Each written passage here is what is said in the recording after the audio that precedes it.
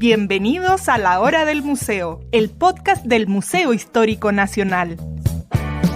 Identidad, cultura, patrimonio y más. Soy Rocío Muñoz y te invito a un encuentro diario con la historia y sus protagonistas.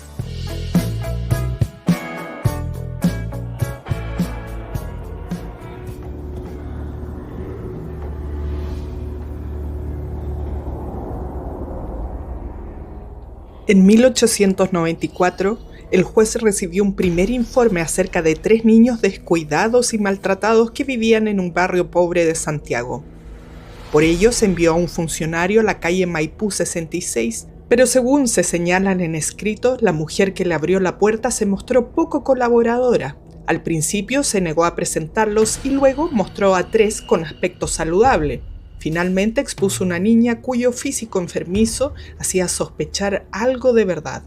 Después de ordenar la detención de la mujer y de otros habitantes de la casa, este empleado público registró la vivienda y encontró otros 2 niños, escondidos debajo de una cama. Estos infantes fueron identificados como Delia, Ricardo y José Manuel Puelma, hermanos cuyas edades fluctuaban entre los 7 y 10 años. Tenían una triste apariencia. Estaban vestidos con harapos inmundos y todos ellos tenían un aspecto que revelaba el hambre en la verdadera acepción de la palabra. La niña mostraba gusanos en el cuero cabelludo, mientras los hermanos exhibían un estado de flacura que daba horror. Así lo señala un archivo judicial de la época. Este caso fue portada de los diarios chilenos a finales del siglo XIX y sirve para ejemplificar el tema que abordaremos hoy junto a Nara Milanich, profesora de Historia Latinoamericana en Barnard College en la Universidad de Columbia, Nueva York. Nara es autora del libro Hijos del Azar, Infancia, Clase y Estado en Chile entre 1850 y 1930.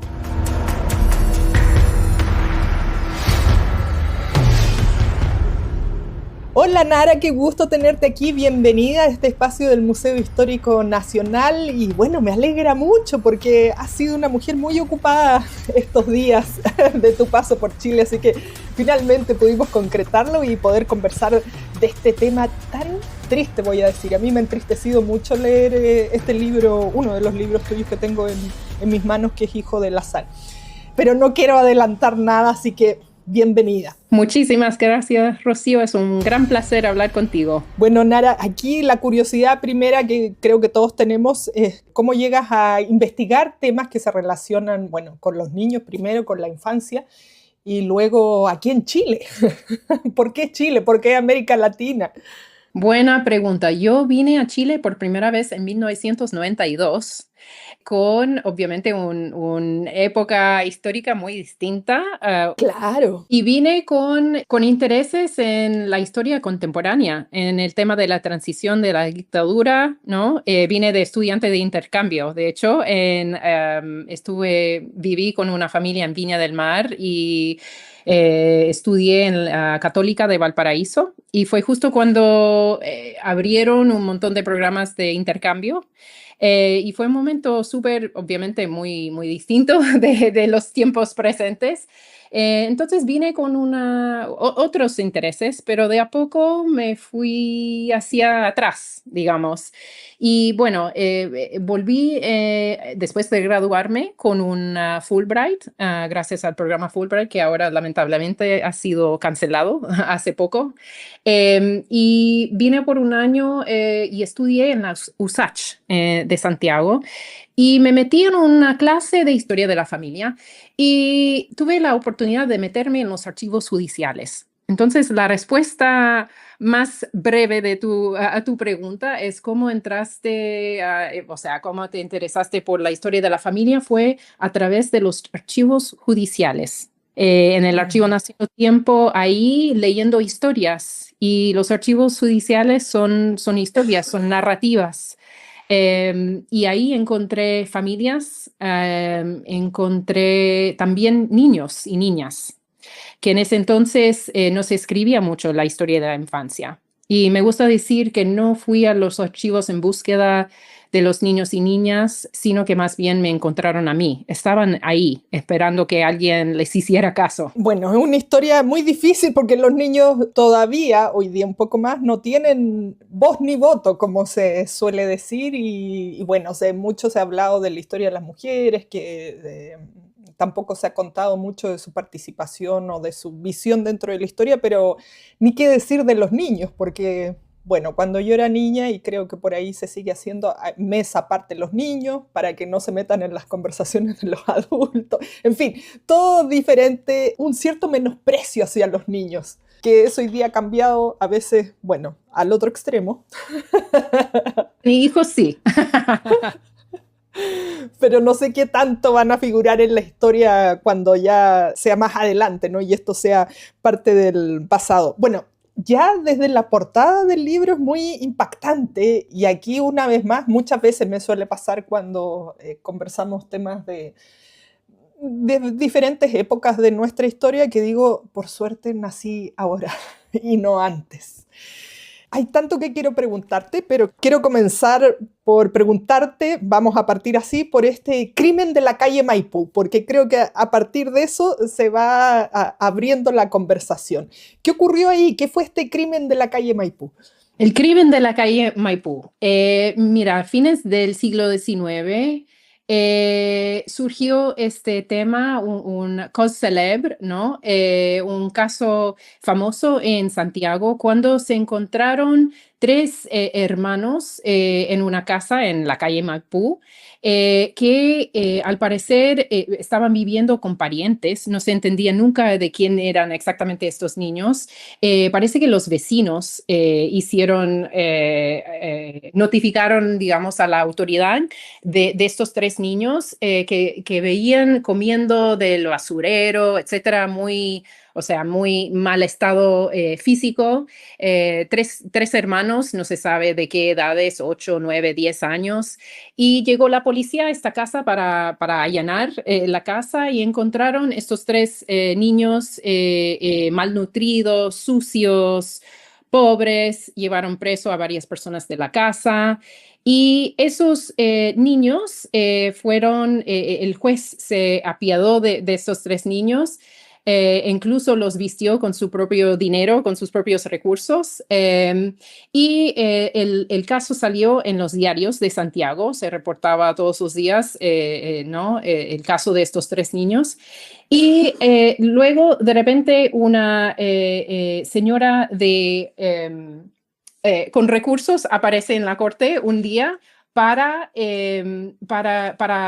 diciendo que va a abrir una protectora, o sea, una sociedad de protección a los niños, y que ella quisiera aceptar a estos tres chicos en su casa, o digo, en esta casa protectora. Es la doña Emiliana Subercaseaux, que seguramente es un nombre conocido para algunos oyentes. Entonces, el caso abrió como un poco un mundo, es un buen para hablar de este libro, porque habla, bueno, de la actuación o de la preocupación por los niños y niñas pobres, ¿no? Los así llamados hijos del azar, como los llamaba Augusto Orrego Lugo, el médico.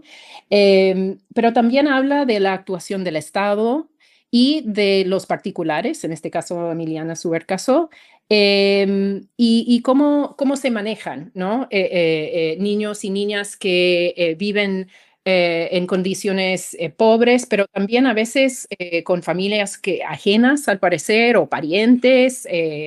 Entonces, el libro habla mucho de la crianza ajena de los niños y niñas, una práctica muy arraigada en la cultura popular chilena.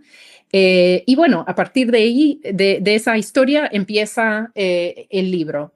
Ahora, esos tres niños entran en la casa protectora de doña Emiliana Subercaseaux y después pierdo sus huellas, ¿no? Desaparecen, pero podemos suponer, o sea, puedo suponer basado en mi lectura de otras fuentes, de después, ¿no? Aprender un poco de la historia de niños y niñas de ese sector popular de ese entonces, qué destino habrán tenido. Seguramente Los chicos, si tenían suerte, terminaban siendo quizás artesanos con mucha suerte.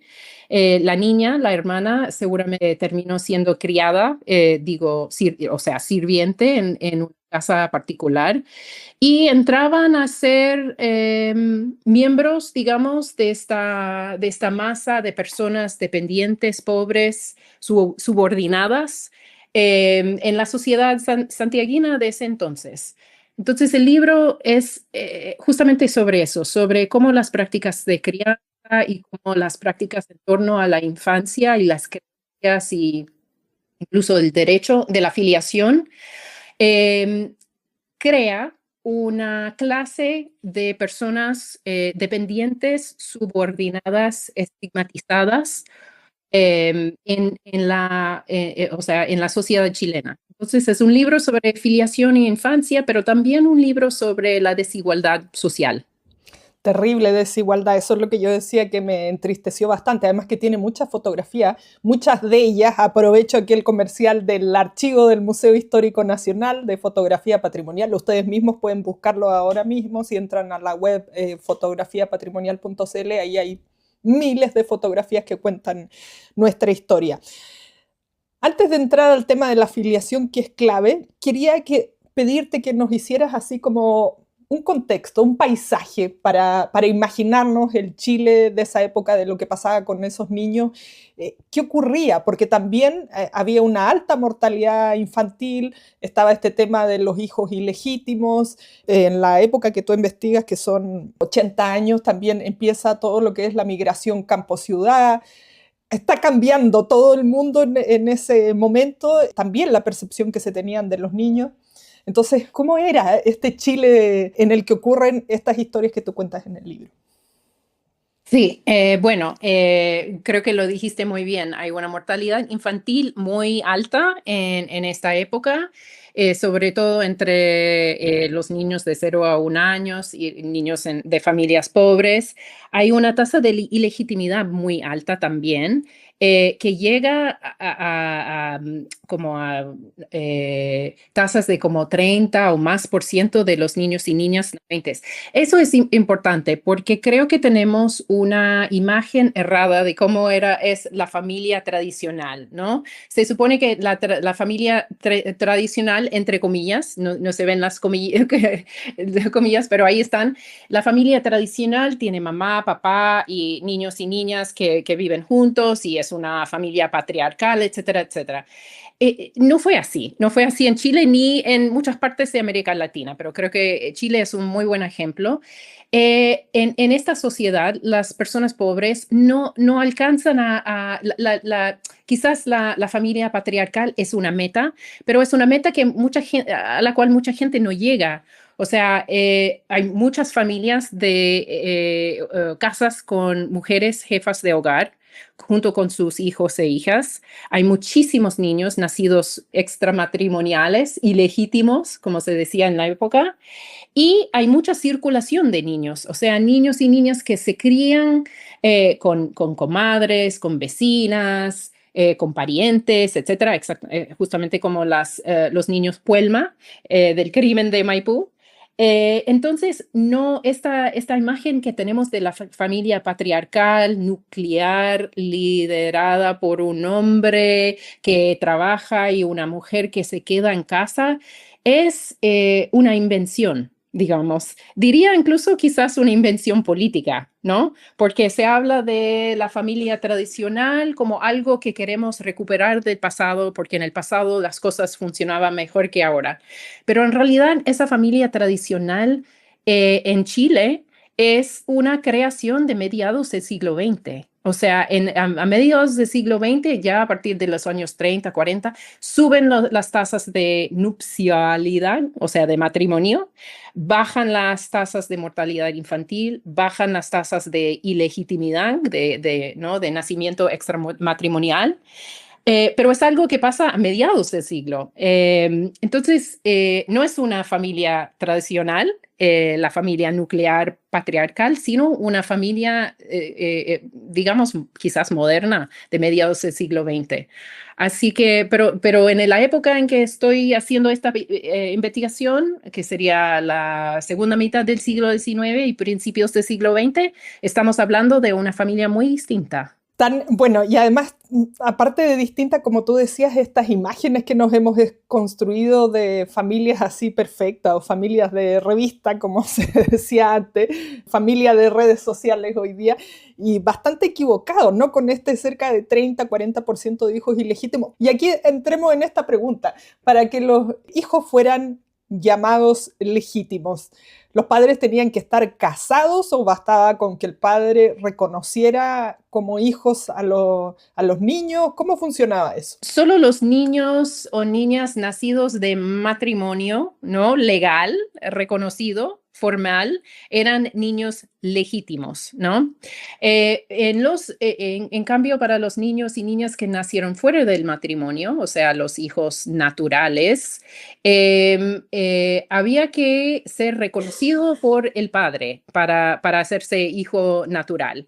Pero había muchos niños y niñas que no eran reconocidos por sus padres y que se nombraban simplemente ilegítimos. Entonces se creaba una especie de taxonomía de filiación, ¿no? De niños y niñas que gozaban de distintos derechos y también responsabilidades según la categoría de su nacimiento, si nacían fuera o dentro del matrimonio, si eran reconocidos o no por sus padres.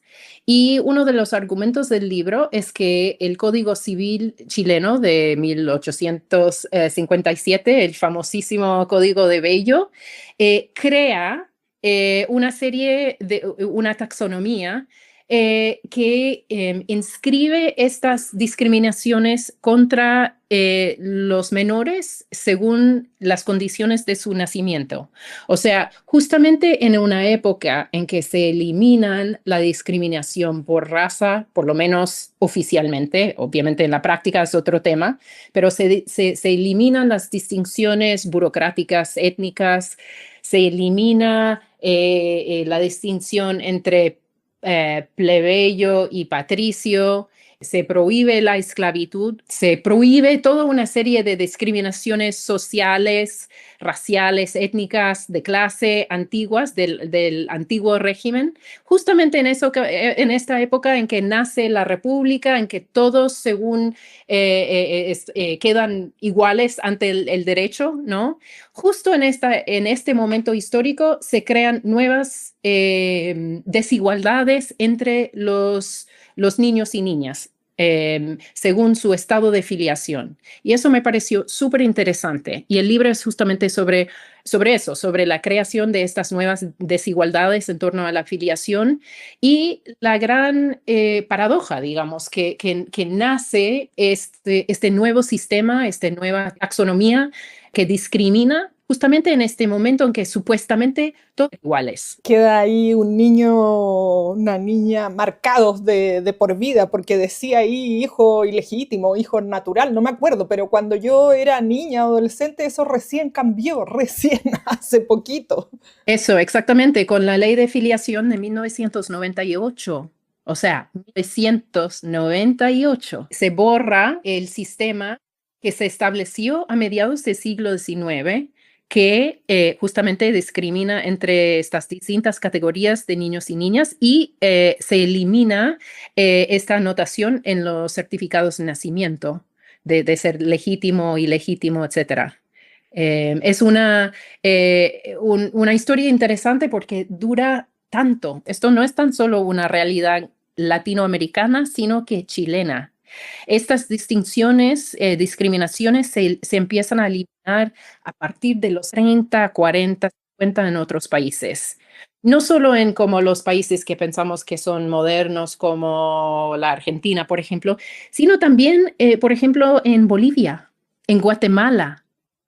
Entonces, tienen una duración en Chile muy larga y me parece súper interesante.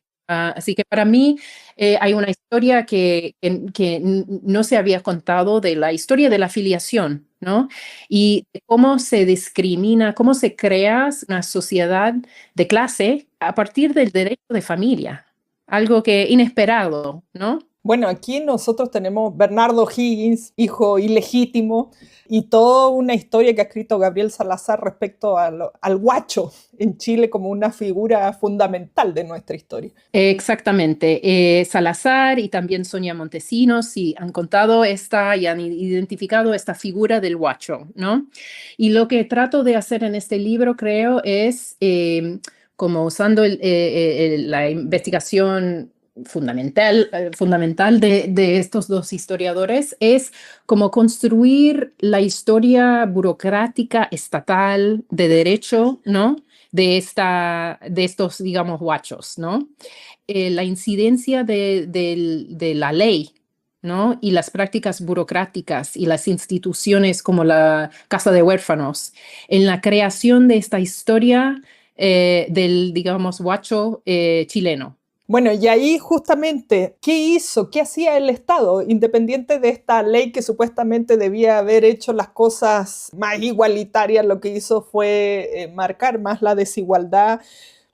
¿Era de interés del Estado hacer algo con estos niños? Porque has mencionado, por ejemplo, privados, una señora con mucho dinero que abre esta casa de acogida, pero no sé si el Estado metía las manos ahí o no, hacía la vista gorda, ¿qué fue pasando?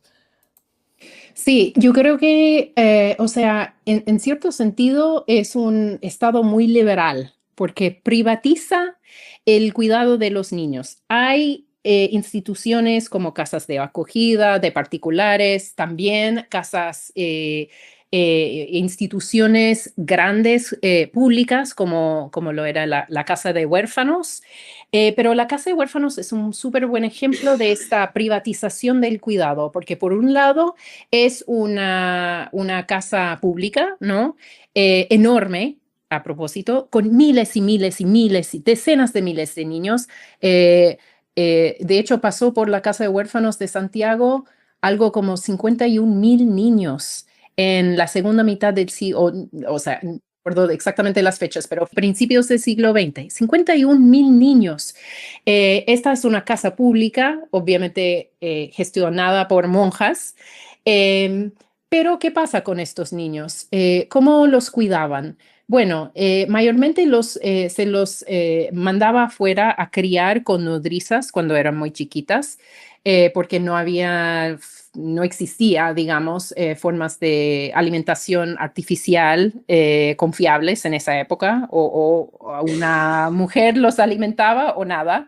Entonces, solían mandar a los niñitos, los bebés, a nodrizas que los cuidaban en sus primeros años de vida, pero luego, cuando eran un poquito más grandes, a partir de los 6, 7, 8 años, esos niños eran mandados criar a otras familias particulares en Santiago, en las haciendas alrededor de Santiago, como mano de obra, ¿no? Como criaditos. Y de hecho, la palabra criada o criadita, criadito, capta muy bien este doble sentido de un niño criado, ¿no?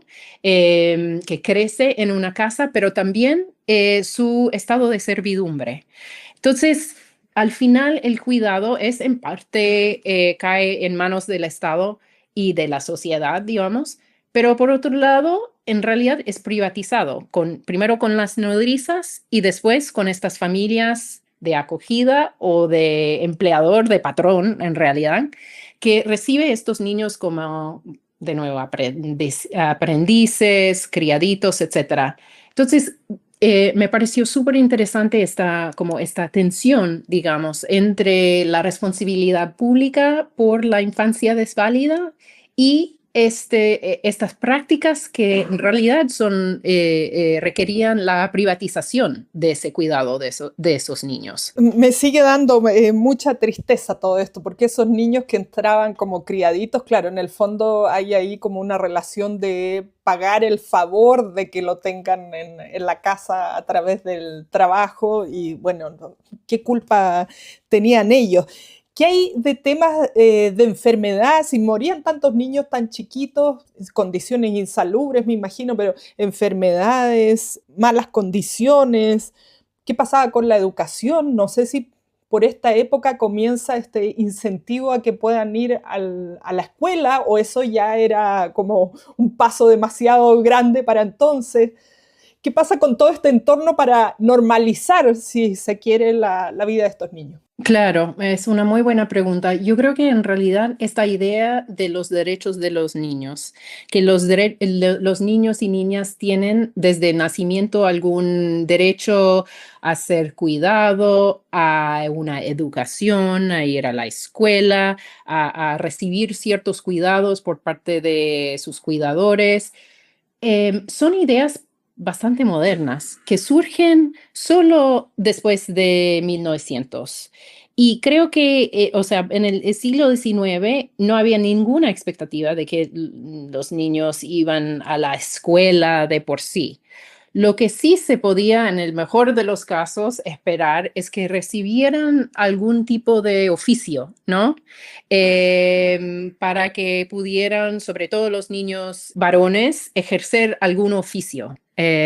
Pero eso no necesariamente quiere decir, ¿no?, ir a la escuela, quiere decir servir o sea, trabajar de aprendiz para un encuadernador, por ejemplo, un zapatero, ¿no?, para aprender su oficio. Pero quería volver a una cosa que decías antes. ¿Qué culpa tenían los niños? No eran inocentes. ¿Por qué, o sea, por qué tenían que vivir como por la caridad de los demás? Y creo que eso también es una idea súper interesante y también muy nueva. O sea, en esta época, en el siglo XIX, existe, o sea, la idea cultural es que en realidad, si tú no te crías con tus parientes, con tus padres, vives a la caridad del otro y por lo tanto les debes algo. Y si te crían desde los 2 años, obviamente los 2 años no hay mucho que tú puedes contribuir a esa casa, pero ya a partir de los 5 o 6 años, sí, hay muchas cosas que puedes hacer. Y hay, de hecho, la expectativa de este intercambio, ¿no? Yo te crío a ti, pero después me debes a mí. Y estos niños se crían, justamente estos niños y niñas que se crían en casa ajena, viven rodeada por esta serie de creencias de que son personas que no tienen derechos en la casa, ¿no? Viven ahí, comen porque alguna persona caritativa los haya recibido, pero hay la expectativa de que después van a devolver esa caridad. La idea de que los niños, por su condición de ser niños, tienen algún derecho fundamental al cuidado, a la protección, a la educación, esas son ideas que vienen solo después, en el siglo XX. Claro, ahí va cambiando el panorama y todo esto en contra del trabajo infantil antes era sumamente normal. Es más, de lo que yo he entendido, como en el fondo, ¿por qué va a ir a perder tiempo a la escuela cuando es una mano de obra que puede traer alimento a la casa? No nos queda tanto tiempo, yo me quedo bastante como... Me quedo dentro de los temas, me pongo en los zapatos de todos estos niños y me parece sumamente triste. Tu libro dura, la fecha de cierre, digamos, de todo lo que aborda, es 1930. ¿Por qué razón termina ahí? ¿Hubo algún cambio o es algún hito dentro de esta historia? Es una buena pregunta. ¿Por qué hasta 1930? Primero porque tenía que terminar el doctorado, la tesis de doctorado. Segundo, porque creo que empiezan a cambiar estas ideologías en torno a la infancia y que creo que probablemente con el cambio de ideología y también como ciertas condiciones materiales, empiezan a cambiar estas prácticas, por ejemplo, de crianza ajena, ¿no? Surgen la idea de los derechos de los niños, surgen las conferencias, por ejemplo, interamericanas de la infancia en que se habla de los derechos de los niños. Y digo, probablemente cambian las prácticas porque no sé, porque mi investigación termina ahí, porque también los archivos judiciales un poco terminan ahí. O sea, en los fondos que yo estaba consultando en el Archivo Nacional, llegan hasta 1920, 1930 y allí ya no hay tanta materia. Seguramente porque está en otros lados, porque no se ha catalogado, etcétera. Entonces, nosotros historiadores creo que estamos un poco dependientes, digamos, de nuestros archivos. Y toca a otra persona, ¿no? Tomar ese hilo a partir de 1930. Cuando yo estaba haciendo esta investigación, simplemente no había archivos de esa época. O sea, no los archivos parecidos a los que usaba yo. Ahora creo que hay más, se ha encontrado más fondos, etcétera. Así que toca a otras personas, ¿no? Trabajar, por ejemplo, el tema de los tribunales de menores que surgen después. Y de hecho hay historiadores que justamente están trabajando estos temas. Pero por eso, un poco por el archivo que termina y un poco porque creo que va cambiando también. A propósito de eso que dices de los tribunales de menores, y es un tema que alguna vez hemos conversado aquí en este programa, y tiene que ver con la criminalidad de la infancia. Yo no sé, como tú dices, que has revisado principalmente en los archivos judiciales, si ahí te indicaban algo, porque uno entiende... Vuelvo a lo que hemos conversado anteriormente en este programa con otros historiadores. Niños que están en la calle eran niños que podían cometer algún crimen o estaban ahí por vagancia, igual iban a dar a una comisaría o a algún otro lugar, o probablemente avanzado el tiempo se iban a convertir en ladrones o qué sé yo. No sé si hay algo de eso dentro de lo que tú rastreaste, son archivos judiciales, porque eran así como lo que nos contaste del caso del crimen de la calle Maipú. Claro. Bueno, yo creo que en los archivos judiciales y en toda esa época y en realidad hasta el día de hoy hay una tensión entre el niño desválido, digamos, entre comillas, como víctima del crimen y como delincuente, ¿no? ¿No? Y hay siempre esa tensión entre el niño como víctima y como delincuente. Y lo ves hasta el día de hoy, qué sé yo, en los discursos sobre los niños no acompañados migrantes, que son víctimas, ¿no? De sus circunstancias, tienen que cruzar la frontera, se habla mucho de eso en los Estados Unidos, pero también como posibles delincuentes o son miembros de gangas, de maras que vienen a los Estados Unidos, ¿no? Etcétera. Así que hay una tensión ahí, como que los niños pobres inspiran a la vez empatías, protección, pero también miedo, ¿no? Y creo que eso es un hilo de muy larga duración en ¿no? las sociedades, tanto latinoamericanas como en otras partes. Totalmente. Bueno, yo me quedo con mucho que pensar últimamente estos días. Me he ido por la tesis totalmente de que la historia es circular o que ciertas cosas nunca cambian, porque hoy día seguimos teniendo una crisis de la infancia en el sentido de tener casas de acogida, en el sentido de que haya un trato igual.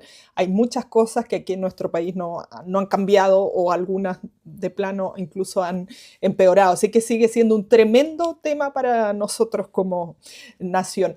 Nara, muchísimas gracias por conversar con nosotros. Se me ha pasado muy rápido esta conversación, este viaje al pasado de la infancia. Sí, muchísimas gracias. Es un gusto estar aquí y hablar contigo de estos temas. Esto fue La Hora del Museo, un encuentro cotidiano con nuestra historia, el podcast del Museo Histórico Nacional.